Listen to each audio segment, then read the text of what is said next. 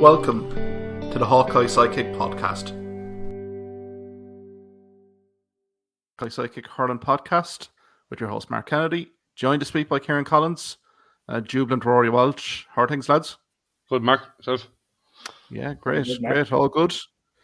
I suppose tonight we'll kind of focus on the All Ireland Senior Hurling Championship, guys. Quarterfinals in the books. Kind of deja vu. 12 months later, we have our 4 teams in the All Ireland semi-finals that we had last year. So Clare cruising to victory against Dublin, but I suppose injuries mounting here. Ruairi, Galway respond after Leinster Hurling final defeat, beating Tipperary. I suppose we'll have a sneak preview, guys, of the All Ireland semi-finals, and also anything else that's really catching our attention intercounty wise. I suppose, guys, let's kind of kick off to US Gaelic grounds. I suppose swirling to US Gaelic grounds on Saturday afternoon and evening. I suppose, Ruairi, we'll kick off with yourself. Clare facing Dublin.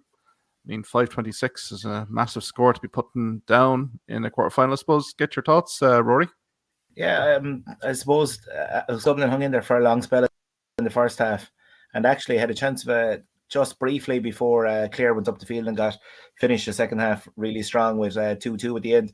Dublin had a chance for a half chance of a goal, and had that gone in, they would have been, leading coming in towards half time. But to be honest, like from the very start, you could see that like that central pathway right through the centre of Dublin's defence was wide open.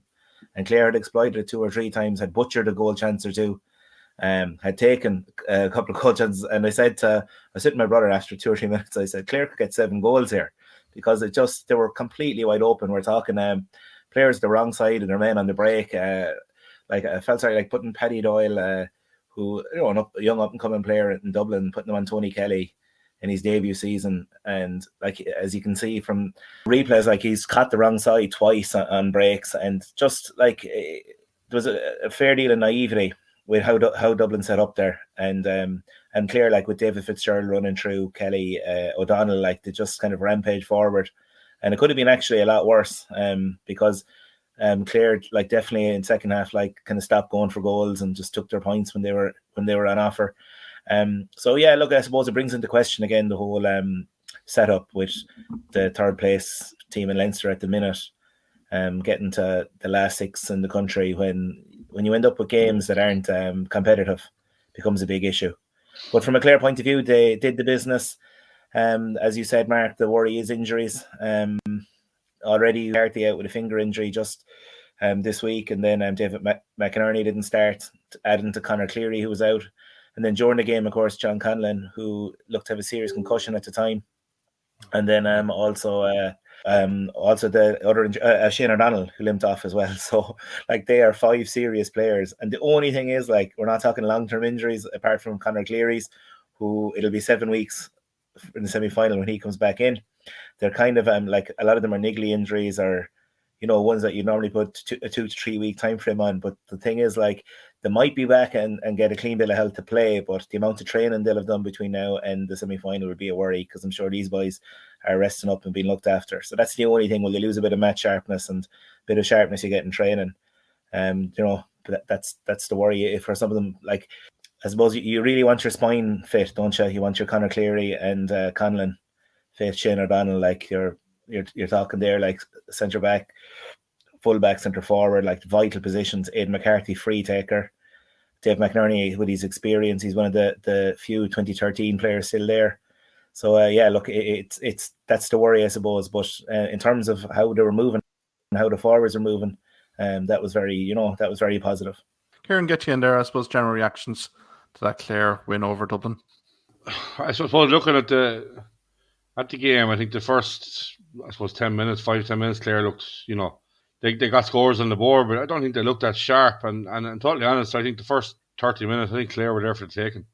I think if that was the performance Clare put in a semi-final against Kilkenny, I'd be afraid of Clare of where they might be. They could find themselves 10 points down. I think they were, a lot of mistakes, drop balls, wides. I think they got a 1-2 to no score ahead of Dublin, and then Donald Burke was off, and like straight away you're thinking Dublin are in big bother here. But to their credit, they outscored Clare by 1-5 to 2 points over the next 15-20 minutes.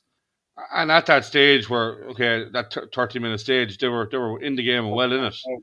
But, I suppose that 3-minute period before half-time where Clare run off 2-3, that's a sucker punch to any team. And I think from that stage, and then the early goal, Kelly's goal in the second half, that was the final nail in the coffin. But I think Ruairi said it, like the Red Sea part, and every time David Fitzgerald made a run from deep, it just opened for him, and there was no tackles put in. It was, I think we all thought with Donald working off that might lose him the game, but I think the problem really for them was in defence. It was just non-existent at times there, especially that period before half time and after. I think Tony Kelly, he's one of the best hurlers in the country. It was right place, right time, but that's what makes him so good is he's in that space, he's in that right place at that moment, and another great performance, 3-4, and I think Mark Rogers as well. Was a 1-11 he scored and 1-6 from play, but will they get the same space against Kilkenny? They're not going to.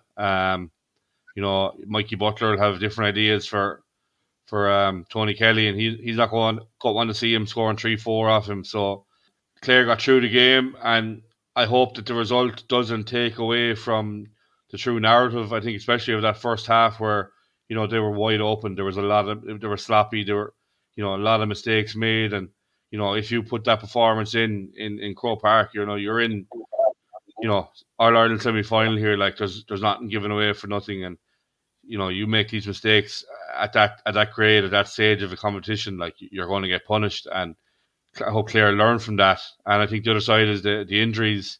As I said, Ruairi said a couple of niggly things, but I suppose they will hamper preparation. And I think for Conlon, it looked like a bad concussion, but I think we've seen the side effects of when Conlon didn't take to the field last year against Kilkenny. Like they need him on the field, they need Conor Cleary back. They need a full 15. Kenny are sitting there looking, and based on yesterday's performance, they won't be too concerned with Clare coming in. So I think for Clare, they'll need a serious increase in performance and intensity from yesterday. But look, they're there.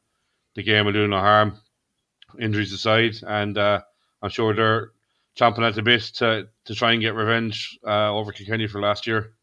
Absolutely right, a few wrongs. And I suppose, Ruairi, getting back to you, we can allude to the kind of the poor probably start to the game from Clare. Well, actually, they started pretty well in terms of the early goal. Yeah. And there was a bit of a lull, really, wasn't there? But I suppose, what do you bring? And as Kieran said, first 5 minutes. First 5 minutes, they had 1-2 scored, and they'd missed another 1-2, and you're thinking, this is only going to go one way. And look, there was a sloppy period, but I always felt during the period that, like, once they got things right, I don't know, Jordan, I was never overly worried. I would have been had Dublin got that one I spoke about just before when Clare went up, maybe about 33 minutes. There was a goal chance for them. Paul Crummy actually was one of the only. Kieran was talking about Donald Burke going off early, real hassle inside, and apart from McCallaghan, he scored 3 points. They were the only two guys to score more than one score from Dublin. Yeah. No other player got more than one score in the game. Which Crummy did cause Adam Hogan problems because he was taking them on every time. And look, it's just something, I suppose, you see so many forwards win the ball and kind of run out from goal, and some players are brilliant shooting over their shoulder and everything. But when you take on a guy like cornerbacks, do not want lads, trying to turn them, as we saw Conor Whelan do very effectively in the second game. They prefer to keep the forward outside, and if he shoots a magnificent point over his shoulder, fair play. But Crummy actually really took on Clare backs. He was the only lad really. Danny Sutcliffe won a good bit of ball, but he's a great talent at switching hurley and catching the ball with his right hand. But like the kind of end product, he had 4 wides in the first half alone, and there were points, as Kieran said, when Clare were looking a bit sloppy and shaky. Had they gone over then, that's really when there could have been signs of an upset. But then just thinking back to Dublin against Kilkenny when they met down in Nolan Park, and Dublin hung with Kilkenny for 50, 60, 55 minutes maybe. And they looked like a Joe McDonough team against Clare. So there's 2 ways of looking at it as well. If you compare both performances against Dublin, now I know in hurling, every game is completely different, but just I don't know, are people reading too much into the Kilkenny game last year? I think maybe Kilkenny's performance against Limerick in the final is a bit more realistic as to where Kilkenny are. I think Clare made them stood back last year. It was a complete capitulation in a way from Clare. And I'm just hopeful that doesn't happen this time around. Look, if it happens 2 years in a row, like, there's serious issues. But look, they're there anyway, and that's the main thing. Like, with the way the Munster Championship started, having lost to Tipperary, like, if you were told you'd be in All Ireland semi-final, like, you'd bite the hand off, be there. So yeah, and look, there is 2 weeks for injuries to clear up.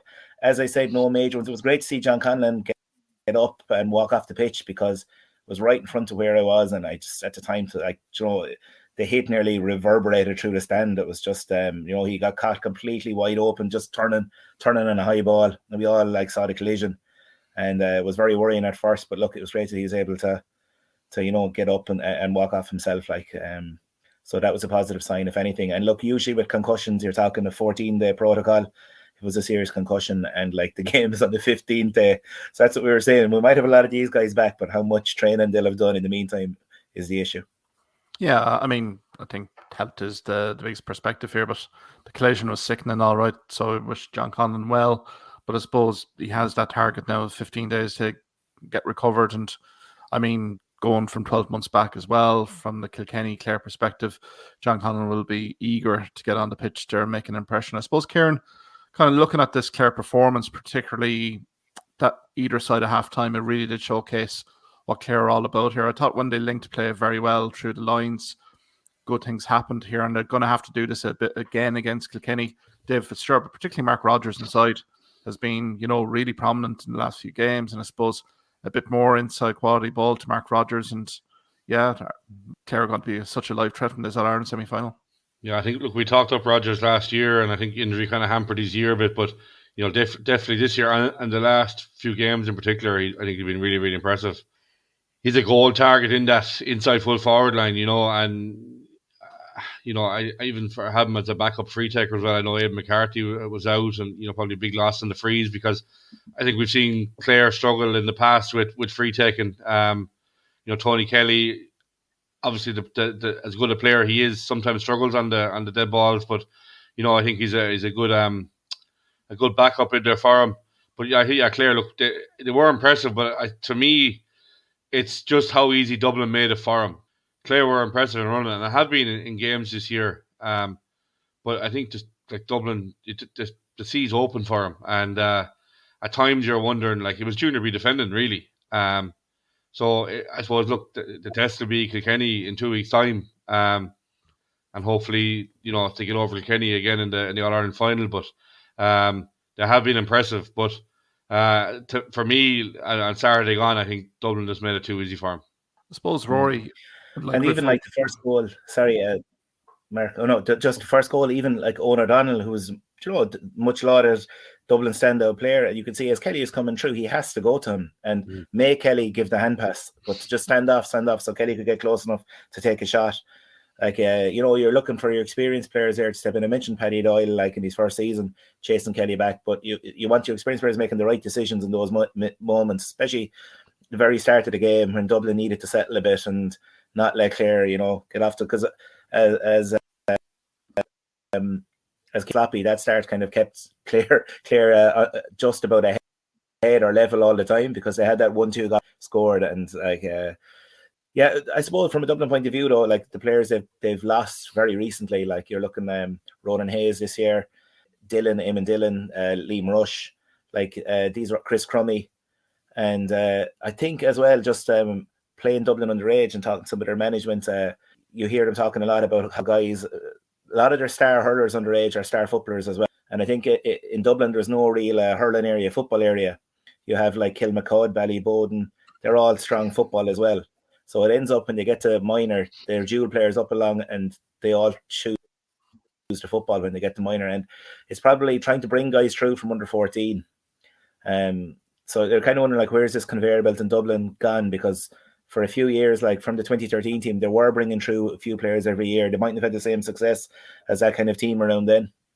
But now they just seem to be kind of slowly kind of getting further and further behind the big teams, It is the conundrum, isn't it? Dublin being big, massive football county as well. Like there is Coola as well. They've won a few All Ireland club titles. So I mean, I think the talent pool's certainly there, but it's that dual code thing, isn't it? I mean, you see with Owen O'Donnell there last year, he switched to footballers as well. there's a big lure there in terms of the football. And I think the hurling program needs kind of a bit of a marquee campaign really to kind of stabilise. I suppose, Kieran, from your perspective, I mean, Donald Burke being an absolute standout this year. And we'd been fearful of burnout for Donald Burke, particularly at the start of the league. We'd heard about injury concerns about Donald Burke, and unfortunately, the hamstring injury he sustained early, I think, was systematic of the over-reliance on Donald Burke from Dublin from that perspective. But I suppose your thoughts for Micheál O'Donoghue and the Dublin camp going into the wintertime, I suppose, what should they be focusing on and improving on? I think we all saw that fear, not even this year, but even last year as well, that if something was to happen to Donald Burke, you were struggling to see where the scores were going to come from. Credit to Dublin, I suppose, that period just after he went off, they kind of really, upped the intensity and obviously they outscored Clare 1-5-2, but Dublin had really had to work hard for their scores. And, I think Donald Burke, he's probably one of the top 5 hurlers in the country. And without him, it was always going to be a huge ask. But I think for Micheál O'Donoghue, it's kind of hard to know what kind of a year. Obviously, he's in a rebuild job in Dublin. I'm sure there's, huge numbers, but I'm obviously, as Ruairi said there, the football is always going to be a serious competitor and competition for the hurling up there. I think Dublin did a good 20s team this year.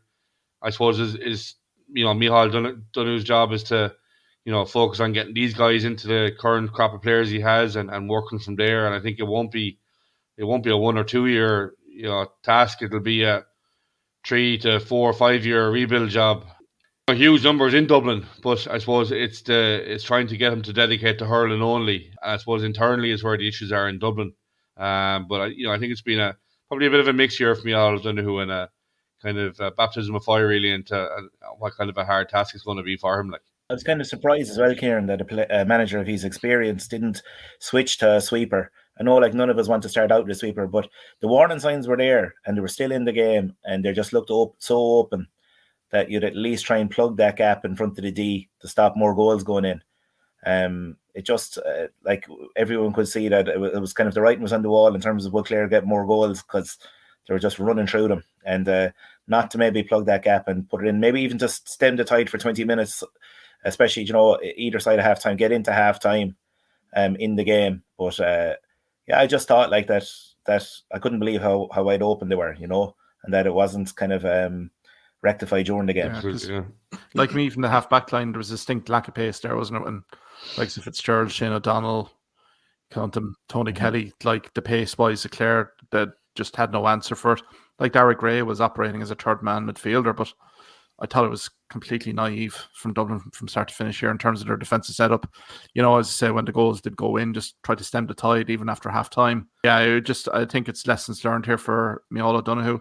I think to be fair to O'Donoghue, he's there to enhance the grassroots, really establish what's there before in terms of the hurling structures, the underage programs. We've seen with the minors, we've seen the under 20s, they are competitive in terms of Leinster. So I think the aim will be to earmark maybe a few of these guys to come up to the seniors. But I mean, it's a disappointing end to the season for Dublin, but I suppose Clare can march on confidently. I think Double Clare, Mark, there's one or two concerns I would have. One of them is their wide count. 15 wides, 9 of them in the first half. And, you combine that with the last game against Limerick where they had 12 wides and 3 balls dropping short. Obviously, they wouldn't have been under the same pressure from Dublin that they would have been on against Limerick. So I suppose that's one area of concern. And the other thing as well is that 16 frees conceded. They're a team probably similar to Limerick that are playing on the edge defensively. We've seen it over the years. We've got the odd red card in games. And, I think for Clare, it's something to look at, just to be careful because, a red card at any stage in one of the last 2 games and it can be detrimental. And, I think just to look at it's Limerick do it. They play on the edge and, it's probably what makes teams as good as they are. But I think it's just something for Lohan and crew just to keep an eye on because, you pick up a red card against, in an Ireland semi-final, and we've seen it over the years. We've seen it with when Kilkenny played Tipperary and Richie Hogan got sent off. It was game over at that stage, and I think it's just something that Clare should be looking at as well. Just as well last year, I think cleared over 20 wides against Kilkenny in that game, something like 22 wides. It is an issue with the team. I just find when the 1 or 2 shots early in the first half, go amiss, then they should for a few minutes just really give the ball to the guy in the better position. Don't be like shooting over your shoulder from the sideline, as we saw. Just kind of, they need a bit more experience at times when it comes to that, as to when things are going well, like all those shots go over, like as we saw in the second half. David Fitzgerald got one like off the Hurley, running at full speed from the sideline. Like they go over when your team are up 10 points, everything. But when you're struggling for scores, they're a crowd lifter as well. They get the crowd going as well. Like and they're probably worth 2 points early. But it's just like it's poor decision making at times, shot selection. Yeah. But I think definitely Clare have the ability here, Ruairi. I mean, look, in terms of running through the lines here, I thought when they just linked up play beautifully from minute 30 to kind of minute 45, I mean, again, completely closed out the game. And I think that's where I think Brian Lowe and James Moran here will be really looking at that videotape, saying if they can really kind of get the middle third to be as cohesive. I thought Cathal Malone went through an amount of ball here. Likes of David Fitzgerald as well, another prominent display off the midfield duo. So I think there was positives, and sure, what can you say about Tony Kelly, like 3-4, like from play, just and he was kind of out of it for a little bit in that opening period, but geez, like he gets the 2 goals in the opening period, and again, some of the points were sensational as well. So I mean, an awful lot of positives here, Rory, I'd say, for Clare as well. It is. Look, the forwards are really clicking this year, like, and just having Mark Rogers fully fit gives a bit more depth. David Reedy came off the bench the last day, didn't look 100% sharp, but it was great for him to get 25 minutes in as well. So from another end, like there are some players returning. Having Aidan McCarthy fully fit again to play this year, never played at all last year in the championship. It's like there's definitely stronger. Even Shane Morey wasn't available last year, so the squad is much stronger than last year. It's just about putting the performance in now in the semi-final. Like that's it. Like it's last year was a non-performance. And everything that we alluded to there, the shot selection and everything that could go wrong, in a way it did go wrong. Matchups as well was an issue with maybe how Clare's management reacted to John Conlon being injured. Just didn't get the matchups right against Kilkenny, and that's a big one. Like with threats like Owen Cody and even TJ and it's we have to remember as well, Kilkenny have their own injuries with Adrian Mullen. It's big question marks over him. So look, it's not all one way either.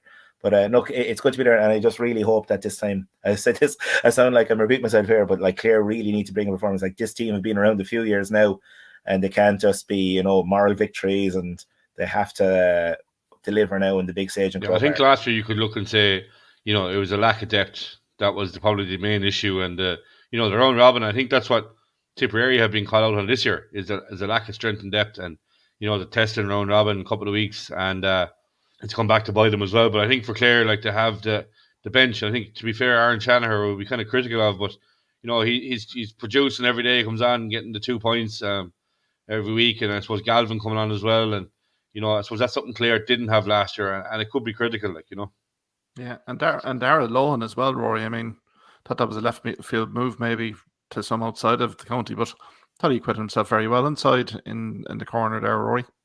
Yeah, possibly got a bit too close to the forward at times, when he was second to the ball and gave away a couple of frees where he was tangled, tangled legs, he was so close to the man in front.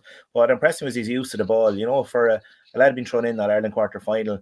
I'm sure he wasn't expecting all week to be in there, and suddenly, David McInerney is out and he's thrown in there. And for him, I thought his use of the ball, like he never wasted the ball coming out. His head was up, he found the player and helped set up a lot of the attacks that way.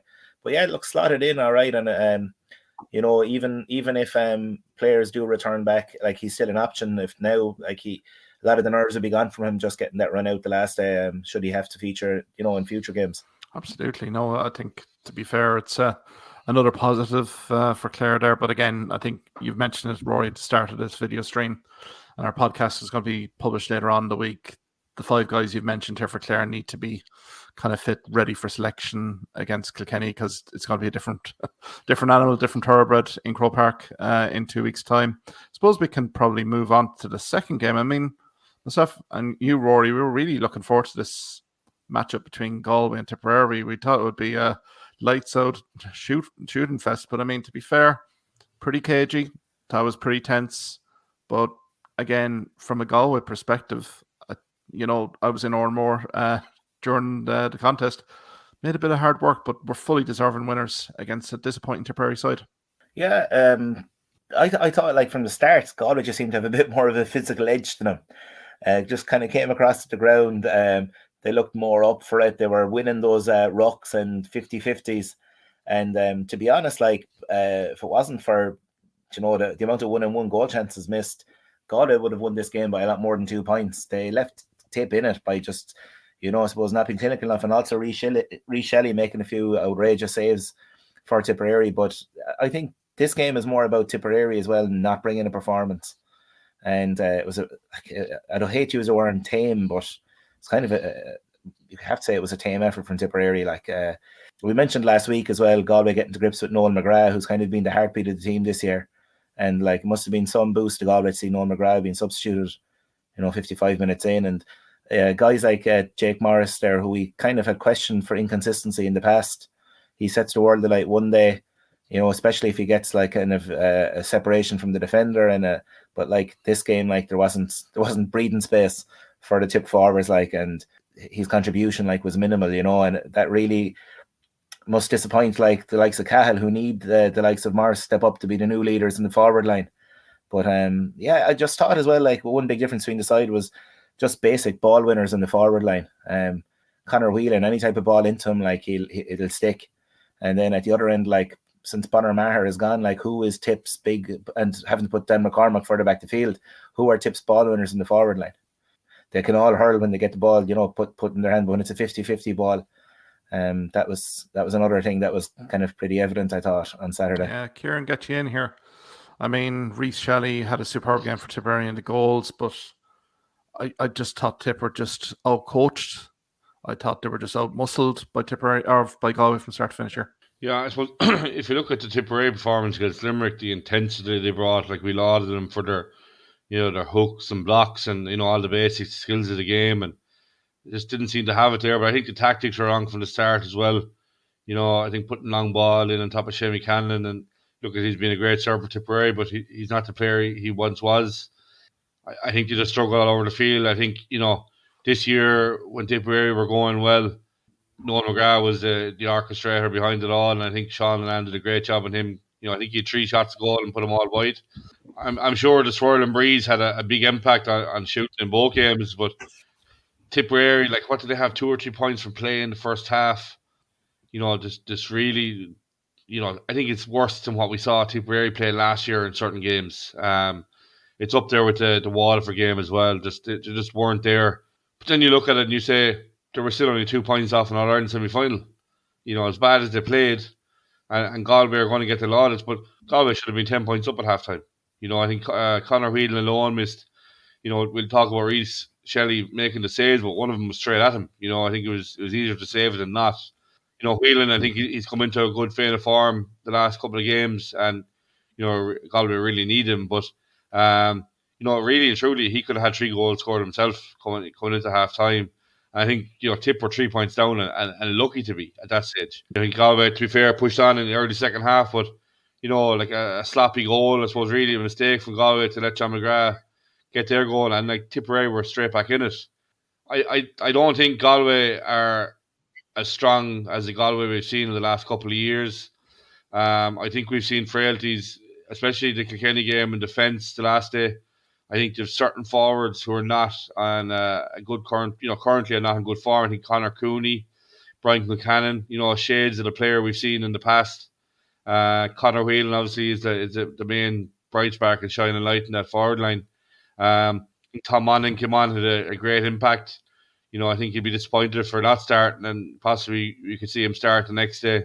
Obviously, Sean Nolan had a good day of 55 minutes on Noel McGrath, but I think Galway, as bad as Tipperary were, Galway kept him in the game.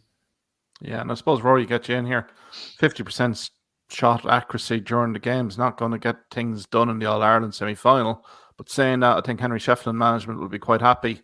They put a few left field turns in, particularly on their team selection at the end of last week. But I felt Keenan Fahy from Ardrahan played very well, dominant under the high ball, with Annan, who basically nullified the playmaker, the quarterback of Tipperary, in Noel McGrath. And certainly you had Ronan Glennon coming in, and I thought his cameo provided so much energy in that middle third. And I thought it was a case study from a Tipperary perspective where middle third looked sluggish. I'm almost thinking they were running out of gas here, Ruairi. But I suppose from your perspective, I mean, from Galway, there's plenty of scope to improve, but they'll certainly have no fear for Limerick in 2 weeks' time. No, and I suppose last year they read Limerick so close in the semi-final, and you're wondering, have Galway learned from that? I must say I thought Shefflin did learn from the Leinster final to this game in terms of tightening up the defence. Like, they weren't anywhere near as open as they were at times, and I suppose they learned a bit from the small bit they learned from the Tipperary Offaly game is you cannot give Tip any space whatsoever, because they're all good sticksmen, and Galway just shut down that space to kind of choke the life out of the Tip forward line in a way. And like, I just thought like they were physically an imposing team as well. Like, we all know it, like Dahi, Burke, just these are huge men, like, and they're Porrick Mannion, all over the pitch. Keenan Fahy as well, like, he was a revelation in the game. I didn't know a lot about him going into last year. It was his first season starting last year, and for me, he didn't really set the world alight. But my God, like, he was a force on Saturday evening. And Kieran is right, like, a few of the forwards are misfiring. Tom Monaghan had been misfiring previously and came off the bench, and those 3 points were crucial coming down the stretch. 3 great scores. So yeah, I suppose Shetland now has to kind of, is he going to go with form again, or is he going to maybe have 1 or 2 to come off the bench and do that, especially against Limerick, where maybe last year when it came down the stretch, Galway, when the substitutes came on, Limerick were bringing on David Reedy, came on, scored a bit, and then Cathal O'Neill, whereas Galway weren't getting scores off the bench. So I suppose there's a lot to think about from Sheffield. The only thing, again, I'd say is, like, they will match Limerick physically, as we know. That's one thing you have to do against Limerick, is because like, you're coming up against Hegarty, Hayes, big men, Will O'Donoghue as well. Like, so Galway have that.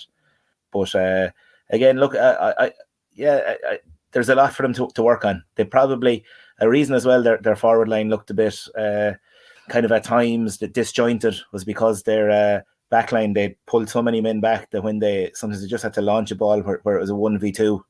And so unless it went to Conor Whelan, like, who was winning a lot of the 1v2s, at the other side, like, it was just coming straight back out again.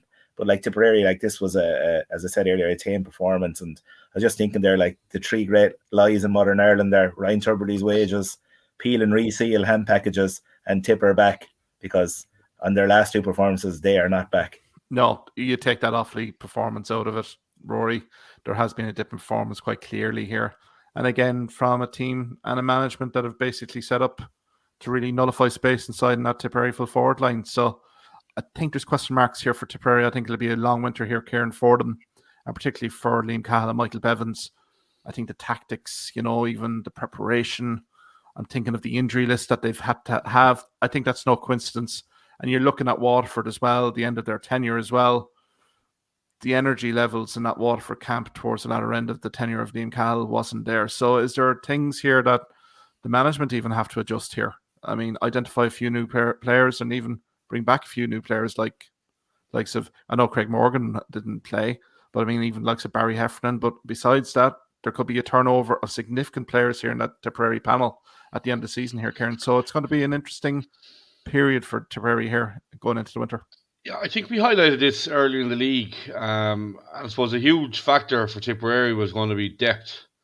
And I think that's what we're seeing now, is the lack of depth that Tipperary had. And I think you could probably compare it to maybe Clare last year, where after that Munster final, Clare, I think definitely that Wexford game, they were there for the taking that day. And then against Kilkenny, it was like a burnout.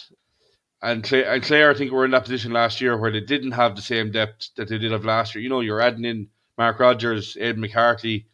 I think defensively, Adam Hogan's came in as well. So they're adding a few more players. Shane Amori.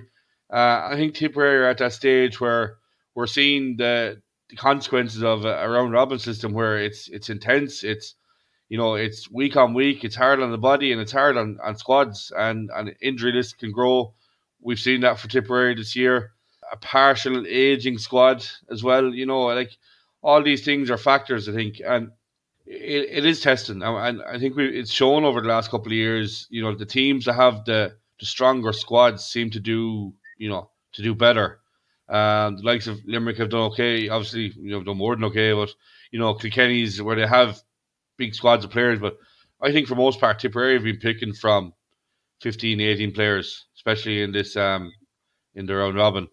I do think there'll be a big change in I think Shane McCannon is definitely one that could step away. I think Bonamar.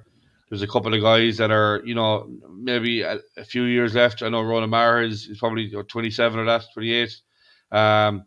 Cathal Barrett, probably the same. There's probably 4 or 5 guys the same vintage there. Jason Ford, around that 29-30 mark.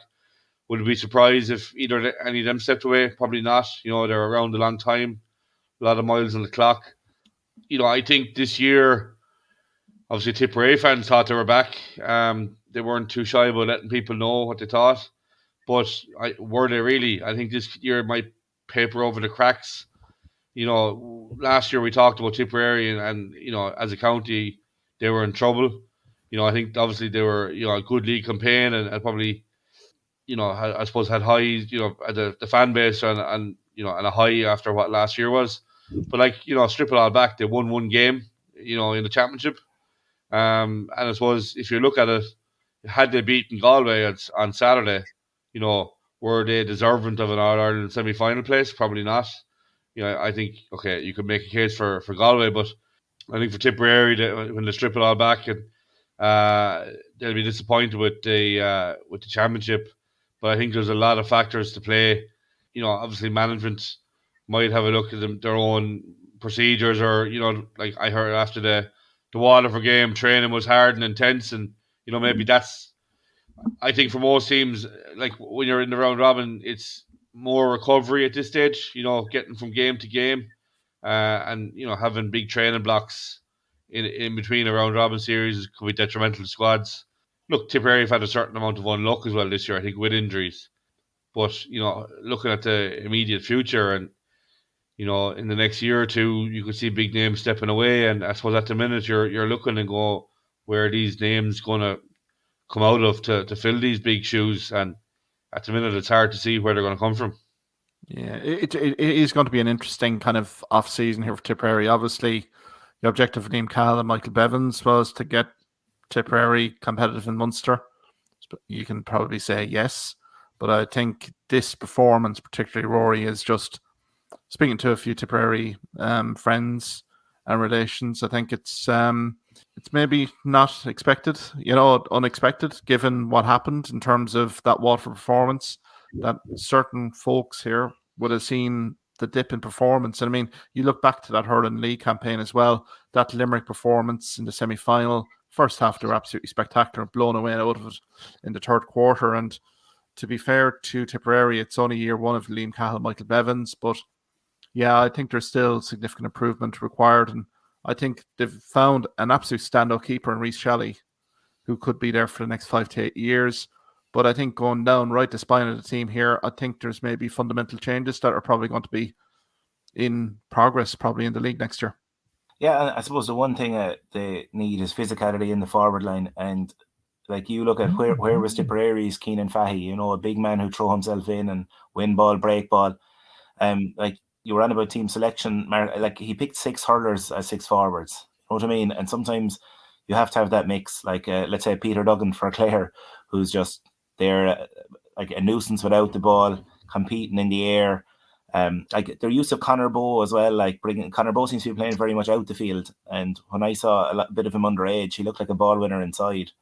And maybe it's something that Liam Cahill will probably have to look at next year, having that big threat inside in the air as well, because the high ball into Shane McCallum wasn't working, as Kieran said from the very start.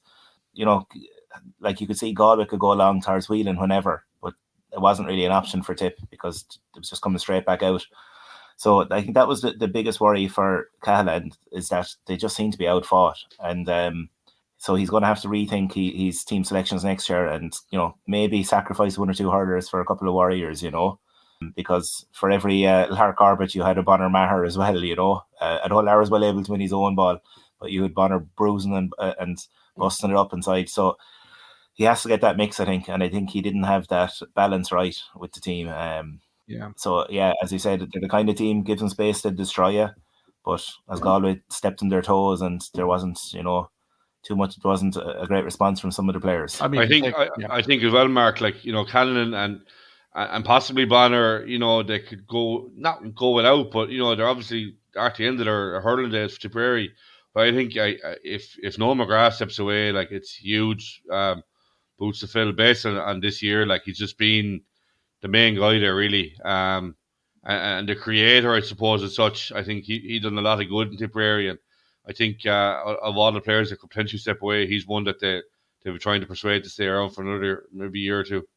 Yeah, absolutely. No, I think it's I think it'll be an interesting off season here, because I think the likes of those guys you mentioned, they owe absolutely nothing to Tipperary hurling. I mean, they've all stars, they've all Irelands to back it up through the age groups and seniors. So, but I think for the Michael Bevins, it's been an interesting year one, but I think their focus is clear. They're going to have to add more quality, particularly in their panel, starting with the Tipperary kind of intermediate junior and the senior championship starting in a few weeks. But look, going back to Galway here, guys, like, it was in Oranmore for the game, and I mean, there was a bit of pragmatism there from the locals that, look, delighted to get the win, but knew that they made hard work of it. So, but I suppose looking at likes of the Conor Whelans here, the Keenan Fahey's, I suppose looking defensively here, they looked a little bit more solid here in terms of Daithí Burke.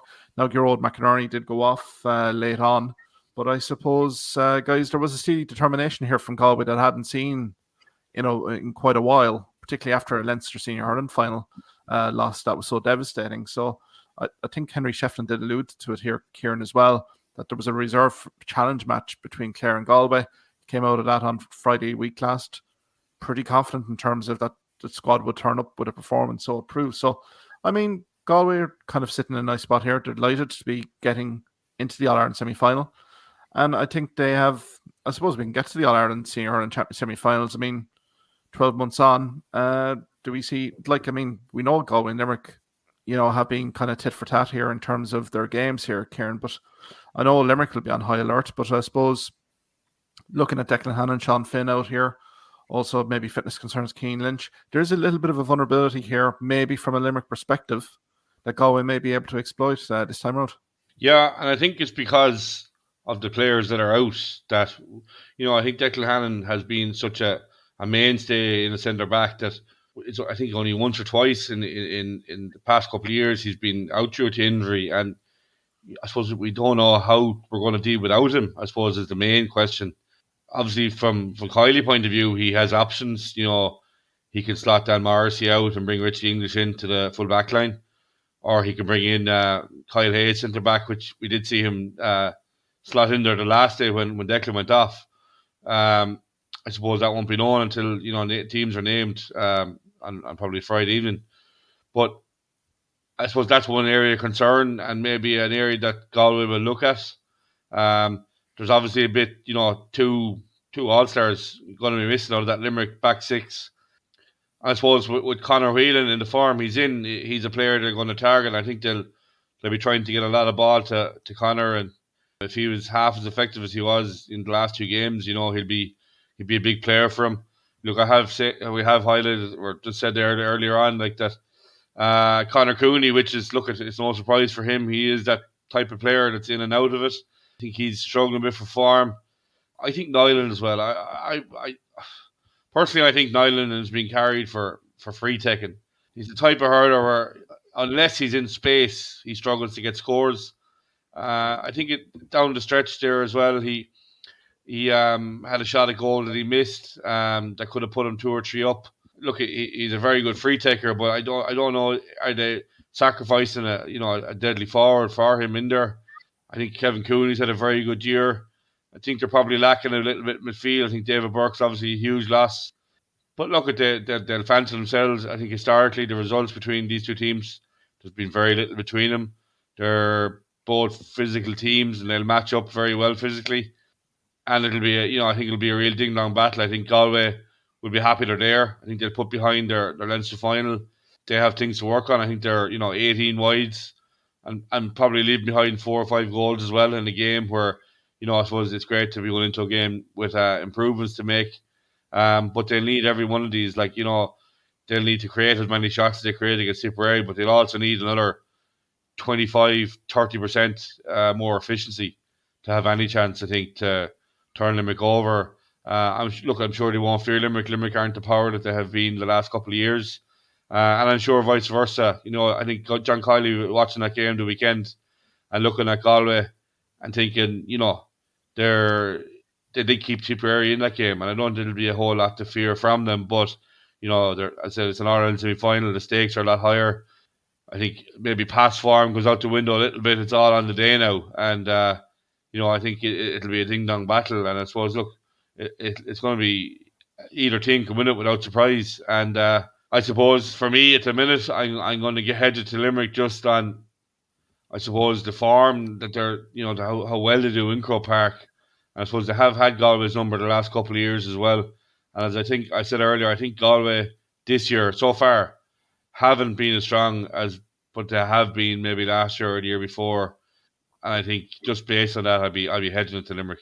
Yeah, Rory, get you in there. But I suppose from the Galway side, things are progressing nicely now. We're into an All Ireland hurling semi-final. The old Limerick won, and I think Henry Shefflin and management may have stumbled upon a bench impact here. Looking at Tom Monaghan here from Crockwell, I say disappointed that he wasn't starting, but what a reaction! 3 points coming on the bench. Conor Cooney as well could come up with up trumps here. So I think Rory, look, there's massive respect between these two counties, Limerick and Galway. I think they know each other fairly well, and I suppose Rory, look, Galway have every chance of pulling a result and getting into an All Ireland hurling final. Yeah, and just kind of to go with what Kieran said there about, I think when it comes down to stretch as well, like Limerick have come out at the right side of tie games a lot recently, and it becomes an art form in just eking out and scratching out a win. And from Limerick's point of view, it's just the fact they remain composed and they don't they don't panic shoot or whatever. Like we saw Clare, a bit of panic set into the Clare forward line the last 10 minutes of the Munster final. It's at in with Galway last 10 minutes, and I'm sure it's something Shefflin, a man who never panicked under pressure situations, be trying to get across to the players that they have to stick to what they do, create a proper scoring chance, especially when it's coming down the stretch. But yeah, as Kieran said, these teams do match up very well. Just like the fact that it's probably going to be a tight game, and Limerick win so many of these tight games that you just give them the nod there. One thing from a Galway point of view they can't do the next day is we spoke about how defensive Galway were, and they were turning tip over, and then for a while they were trying to, at the very start of the game, they were trying to play the ball short and work it up, and then midway through the first half they just started launching ball themselves. There's a bit of tennis going on for a while with just tip launching the ball up, Galway in it, launching back up the field. The distribution was really poor. And you give the ball away against Limerick, they're not going to launch it back the field. They're going to work it to, they're so good at working the ball out, and their patterns of play with Kinark have, they know how to work the ball into position where they can, hit more than a 50-50 ball into a forward. So that's something Galway cannot just give away possession against Limerick. They're going to have to be a lot, more protective of it. And as well, Limerick will realise, and we're talking about injuries in the backs, they're going to have to get the correct man on Conor Whelan.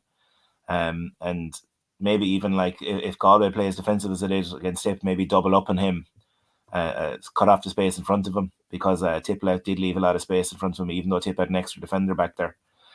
So look, it's just a couple of things tactically that I suppose both management teams will be thinking about how to exploit at the other end.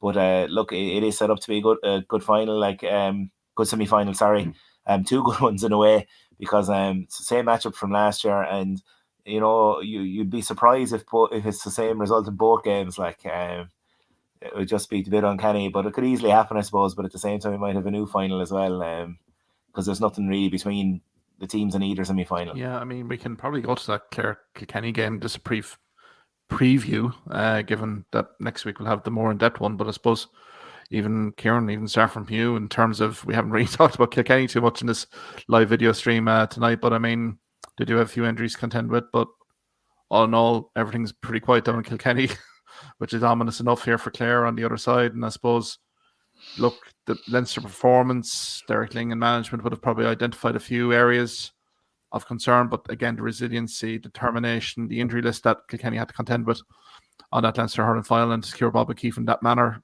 should bode well for them in an All-Ireland semi-final here.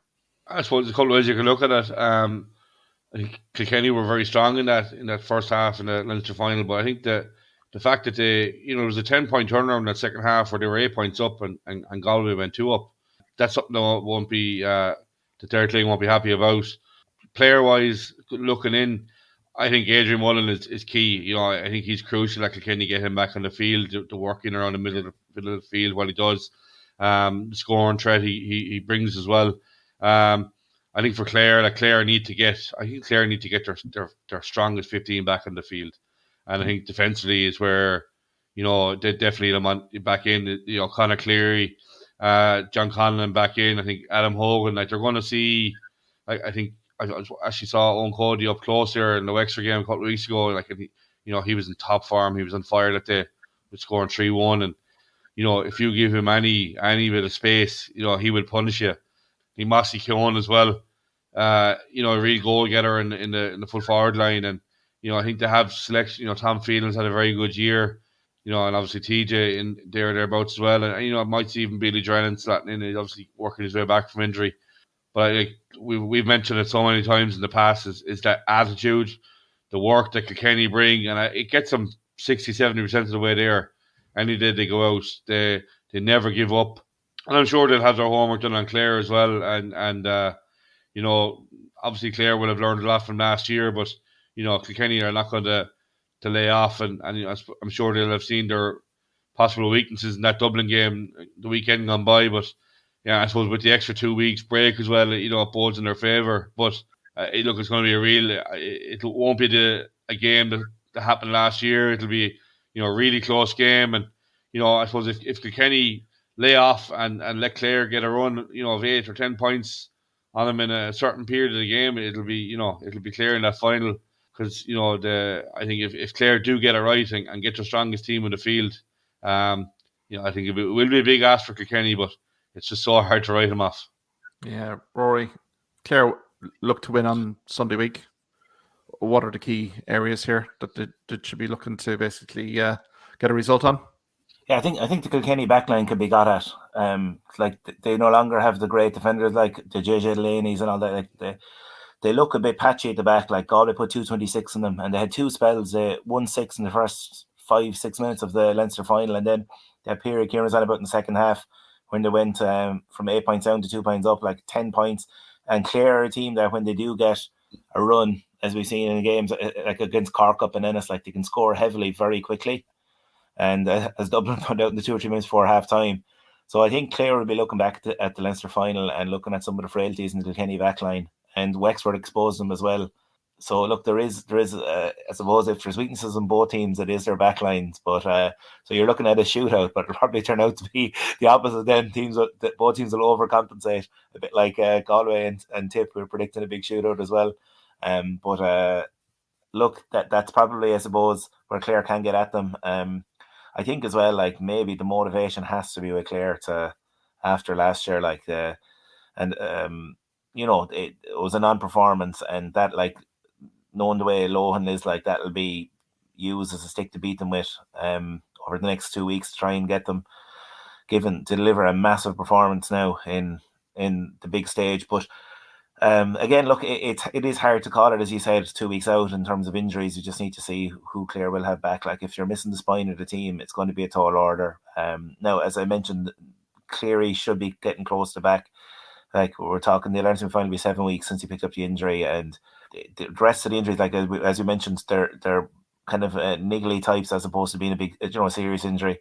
Adrian Mullen's injury seems to be, a bit more serious, but again, he's had time, as Kieran said, 4 weeks as well since the Leinster final. So, look, I don't know. I have a feeling that Clare are in a stronger place this year than last year. I don't know. Like, I thought everything last year, like for Kilkenny, went well for them. Like as I mentioned, Clare still created a serious amount of scoring chances, but hit most of them 30 yards wide. That has to be something Clare look at again. And I suppose the pressure's on Tony Kelly now as well after having a poor performance last semi-final. To really show that he can lead this team as well, and when it gets to All Ireland semi-final stage. So I think there's a lot of motivation for Clare. And again, as we pointed out with Kilkenny, you always point out, it's so hard to beat them, and that they play like a team that have never won anything, like their hunger and fight down to the last minute. Even we saw the last seconds of the Leinster final, they're never beaten until the final whistle.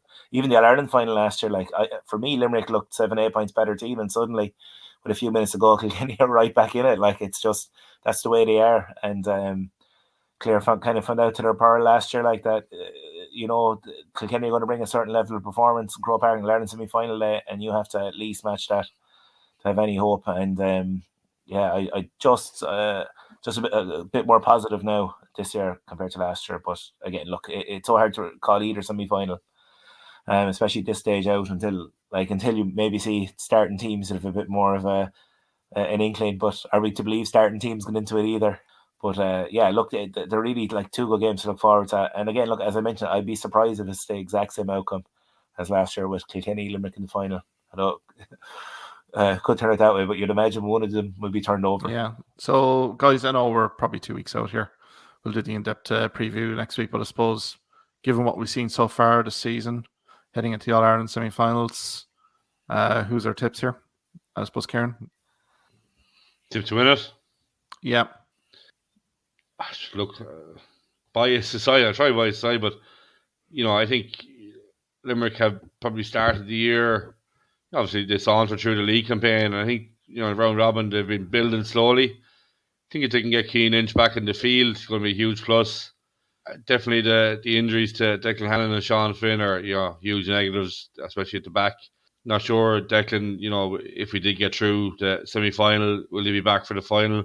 I think a lot of it is the unknown because it's rare we had to play without him. He's such a distributor, such a good distributor of the ball, and the balls he gives inside. I struggle, Kyle Hayes, can he play the same role, or will they, what I think, so I'd like to see is maybe David Reedy in like a third midfielder role, in front of, if it's Kyle Hayes or Dan Morrissey in to distribute balls. I thought, he showed the last day against Clare. Some of the balls he played inside were exquisite, and maybe leave Peter Casey inside and have Reedy play more deep. It's just another option maybe. But I think injuries aside, all 4 teams are going to have to contend with injuries, and I suppose at this stage as well.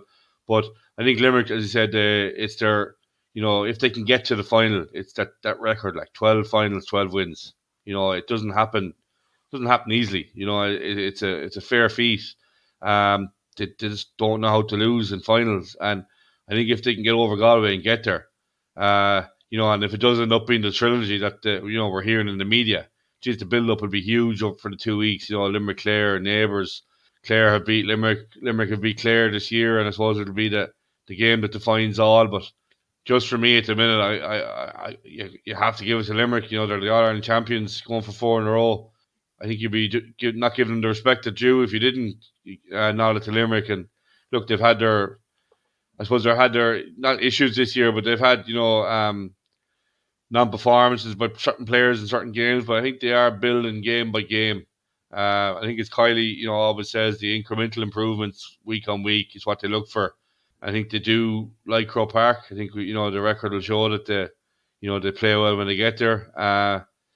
It will be very hard to beat there. I think if Limerick don't win it, the team that does go and win it will earn it.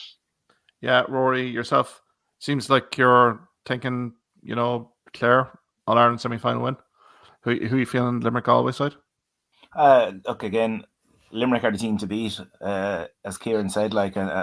Until they're beaten in Croke Park, they have such a good record there as well, and it's just they know how to win the tight games. Galway are going to be incredibly dangerous though, and you just still wonder with the injuries. I thought when Hannon went off the last day, Clare, that was part of Clare coming back into it. I know it's hard to adjust. It's easier to adjust when you 4 weeks to adjust to his loss than let's say 4 seconds when you're trying to think like throw a lad in there during the course of the game, because Clare had a bit of joy down that wing where Kyle Hayes left. So yeah, you'd have to, until like Limerick are beaten there, you have to give them the nod. I don't think Limerick are, and Kieran said this, they're not as strong as they were. They don't seem to be as strong as they were last year so far. So is there a big performance in the semi-final? Or like some of these guys who are off form, they've been slow to recapture it. Like I know they've shown glimpses of it at times, but we're not getting the same, like from Hegarty, you're not getting the same tour de force performance. Like he has traditionally played really well in Croke Park. Yeah, look, it's also like you'd have to say they're incredibly dependent on Gillane this year, more so than any year in the forward line. And if Gillane is kind of marked out of a game, traditionally Limerick had other forwards that would step up. It's just this year that's yet to really happen for them. Flanagan had a poor Munster final. Like, can he step up the next day? Maybe that's what needs to happen for Limerick. But again, look, they are the team to beat. They have the experience of Croke Park. They know how to go out there and win it. And whereas Galway don't yet, Galway have to experience that yet. And I still think as well the way Galway lost the Leinster final, if it comes down to stretch again, and even the way that they let Tipperary back into it when the game should have been dead and buried, like they're kind of negatives that you don't really want going into semi-final, like especially as we said, if it is going to be a really close one at the end. So yeah, I'm going to go with a Limerick Clare trilogy, as Kieran alluded to. There won't be enough media column inches to kind of fill that, will there? To be fair, but yeah, guys, it's been a lengthy one tonight anyway. I know next week, look, we'll have a more in-depth look at these two mouth-watering semi-finals anyway. But I suppose many thanks, Ruairi. Many thanks, Kieran. Will Lightning's twice? We'll find out in 2 weeks' time. But I suppose until next week, guys, enjoy the weekend. We'll chat next week. Cheers, Mark. Thank you for listening to this podcast episode. If you liked what you heard in this podcast, why not subscribe to the Hawkeye Sidekick podcast on either Amazon, Spotify, YouTube, or Twitter platforms. You can also follow me at Hawkeye Sidekick on Facebook and Twitter for the latest sporting opinions, articles, and reports.